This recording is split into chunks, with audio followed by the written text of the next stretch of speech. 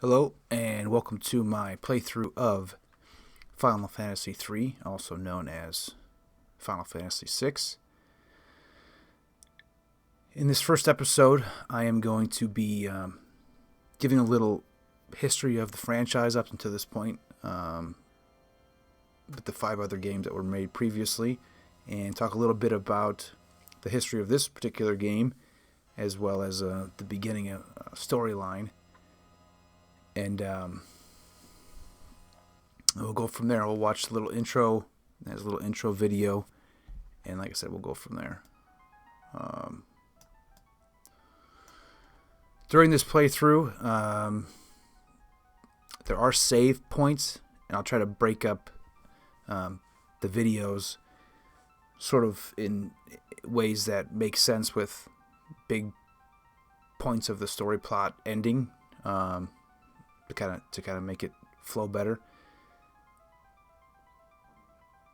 With that being said, if the computer decides to crash or something happens to the recording, there might be whole chunks lost that I can't go back and redo because it doesn't have, quick saves throughout that you can just sort of load up all the time.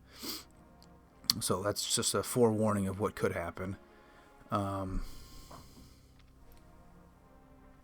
I am playing it on the Super Nintendo, porting it to the computer to be able to record, and you might hear some button pressing because I have to use a regular. I shouldn't have to. I'm choosing to use a regular controller. So let's get into the history of the franchise in this game in particular. This game was released in North America on April 2nd, 1994. By Square. Square is the developer. It was released for the Super Nintendo Entertainment System. It's the 6th game in the series. However, it is the 3rd game that was released in the US at the time. Since then, almost all of them have been released in some way, shape, or form internationally. But it was the last game in the Super Nintendo platform before it went to PlayStation in Final Fantasy VII, and the characters went from the 2D sprites that you see on the screen to 3D modeled characters. This is the first game that was directed by someone other than the series creator. The first 5 were all directed by him. And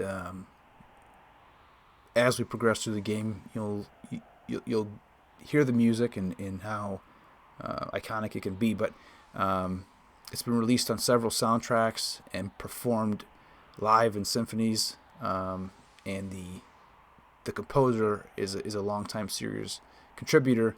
And you can sort of hear it throughout the series if you play multiple games.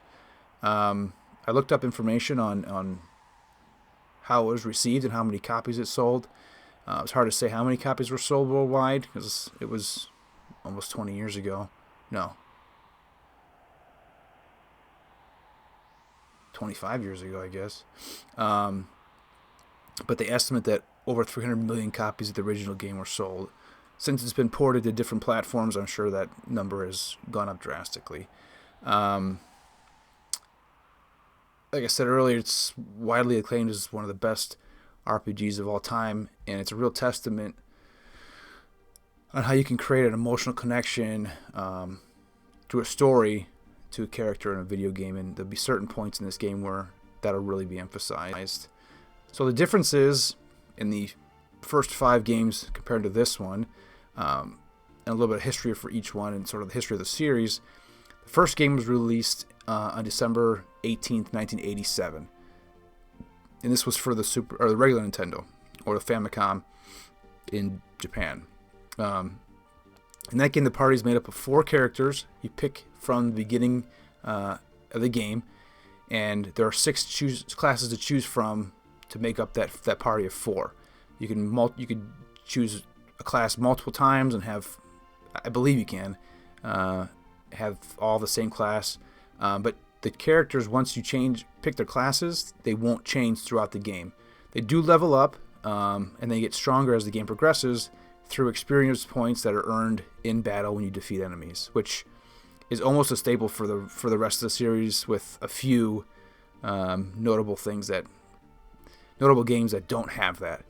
And then also the classes that you pick serve as sort of archetypes for characters throughout the franchise, and they showed up in a varied form in almost all of the games. For example, like a white mage shows up in many of the games because they use white magic or healing magic. They may not be referred to as a white mage, but the theme sort of sticks with it, and you know it's a white mage. In this game, the characters can be equipped with different weapons and armor, making them stronger, potentially more specialized. Like I said, it does use magic for the beginning of the game, with black magic being sort of damaging and debilitating, and white magic being defensive and healing. This game, the story is fairly linear, and it leads up to a final fight with the main protagonist. That's Final Fantasy 1. Final Fantasy 2 was released on December 17th, 1988, and it was only in Japan. It's been released like all the rest of the games in different formats in English since then. The game mostly consists of 4 playable characters who are battling to overthrow an emperor who's seen as evil by the protagonists, which is a theme throughout most of these games. This game doesn't have experience points. Instead, the characters earn attributes, let's say like strength or intelligence, by what skills are used in combat. So as you use a skill more and more, you'll get better attributes to use that skill in the future. The game has no characters or locations found in the first game, even though it is technically a sequel, as I shouldn't say none, but most of the games are standalone.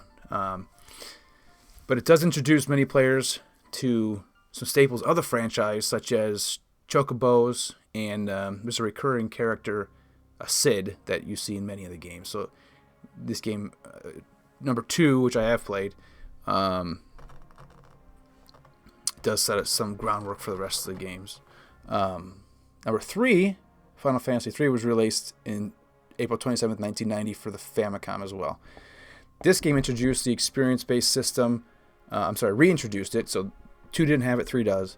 It's the first time the job system is introduced.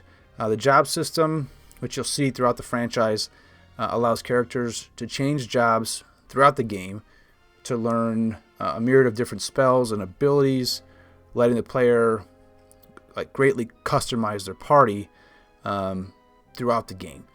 The system is revisited in several formats, like I said, throughout the franchise. This game in particular consists of 4 playable characters and is the first introduction of specific abilities based on a job class, which we will see in Final Fantasy VI. For example, if a character is a thief, that character will be able to steal things from bad guys, or monsters, whereas the other characters that aren't thieves won't be able to do that. And each class will have a specific ability to do that they can use. Number 3 also introduces the ability to be able to summon creatures, which is also greatly featured in number 6. Moving on to Final Fantasy IV, which was released July 19th, 1991 for the Super Nintendo Entertainment System, or the Super Famicom. And it was a second game released in the U.S., so it was in the U.S. it was referred to as Final Fantasy II. This game features many playable characters that come and go as the story progresses, each having a specific character class that you cannot change, which is very similar to Final Fantasy VI. There's some customization, but for the most part in Final Fantasy VI, it's just like that. Altogether, the game has 12 playable characters, with up to 5 in the party at any given time. Final Fantasy IV features leveling up through experience earned in battle, as well as you can also equip different armor and weapons to sort of customize your character, and also you can use magic. The game also introduces for the first time the active time battle system, also known as ATB, which centers on the player inputting commands in real time rather than turn-based as the previous games were. The the enemy is not waiting for you. In Final Fantasy IV. And I think Final Fantasy VI has an option, I can't remember, to either turn it on or turn it off, or have them wait or not. But I can't remember if that's an option. In Final Fantasy IV, each character has its own strengths and weaknesses, and the battles look vastly different throughout the game as your party evolves. Different people come in and out. And it's one of my favorite stories in the series due to how dark it is and emotional, and how much it focuses on revenge when they're fighting the evil that is. So moving on to Final Fantasy V, it was released December 6, 1992 for the Super Famicom. It did not initially show up in the US. It was later released internationally on different platforms, including Android and iOS, so you can play it on the phone, which has greatly improved graphics.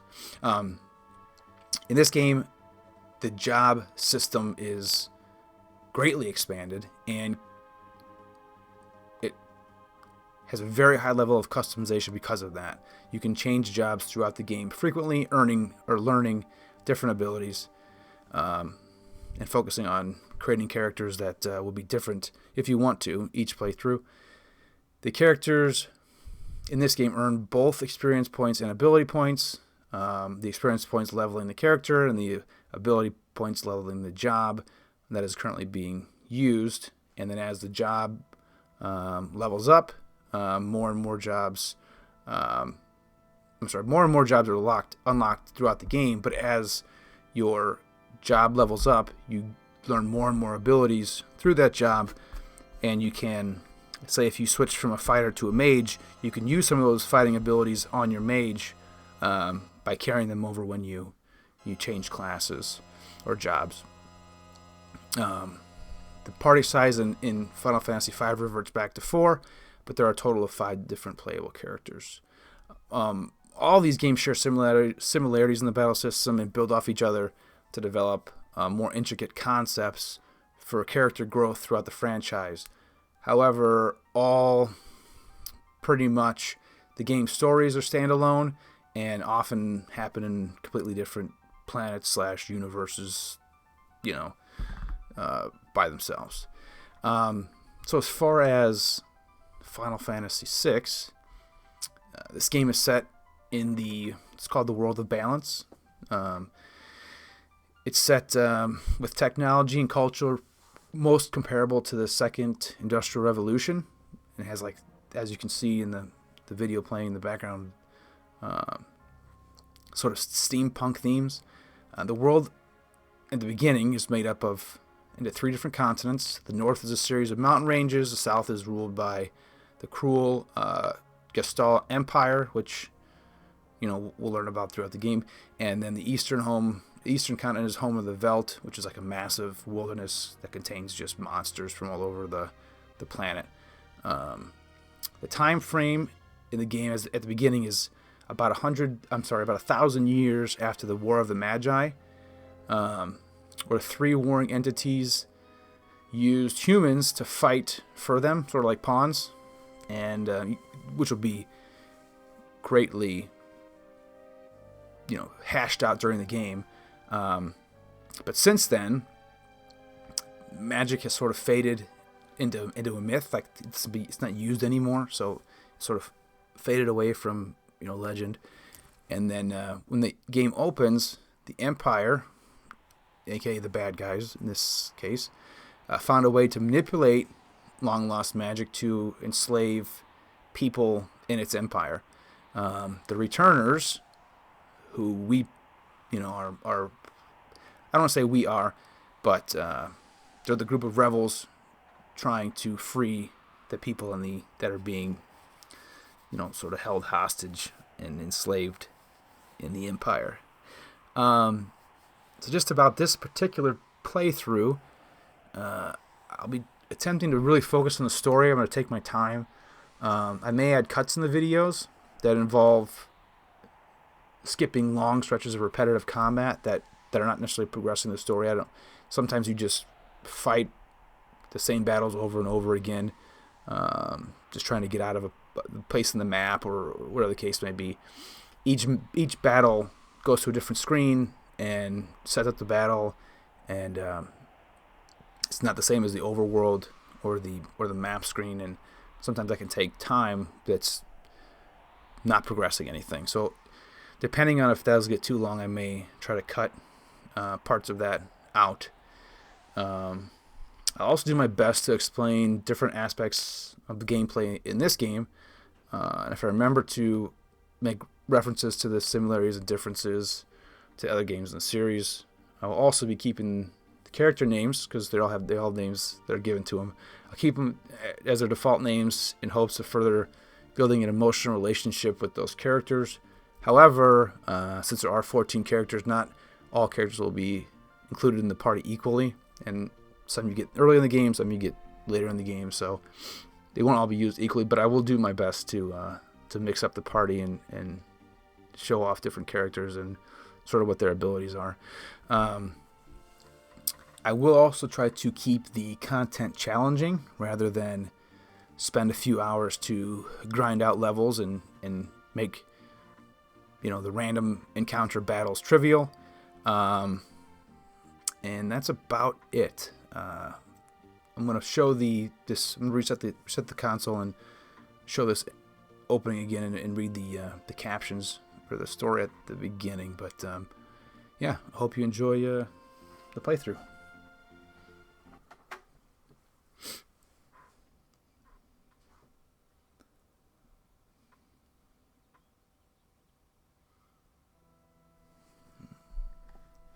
Turning up the game audio.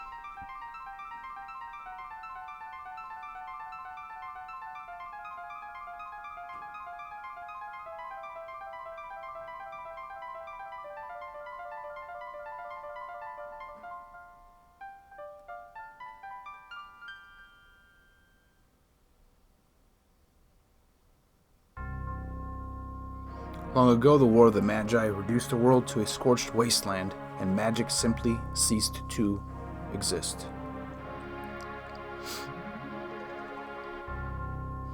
A thousand years have passed, iron, gunpowder, and steam engines have been rediscovered, and high technology reigns.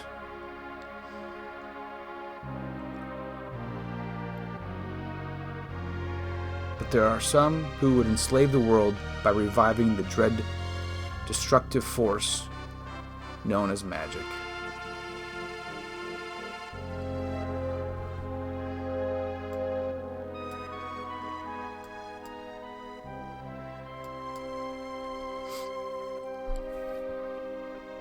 Can it be that those in power are on the verge of repeating a senseless and deadly mistake?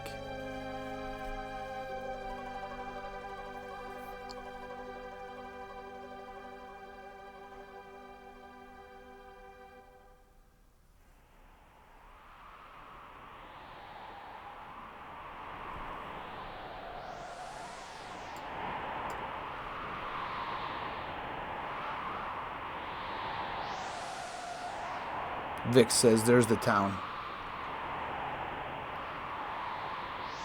Wedge says, "Hard to believe an Esper's been found intact there, 1,000 years after the War of the Magi."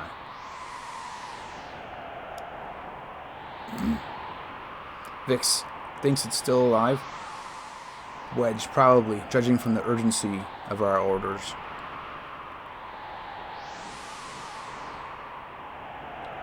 Vix, and this woman, this sorcerer, why is she here? I heard she fried 50 of our Magitech armored soldiers in under 3 minutes. Wedge, not to worry, the slave crown on her head robs her of all conscious thought. She'll follow our orders. She'll follow orders.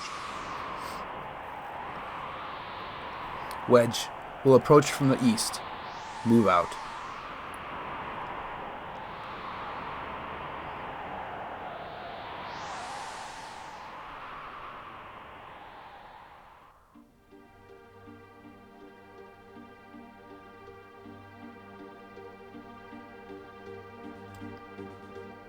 And that is the introduction before the game actually starts. So, put a cut in here and start the first episode of gameplay. So.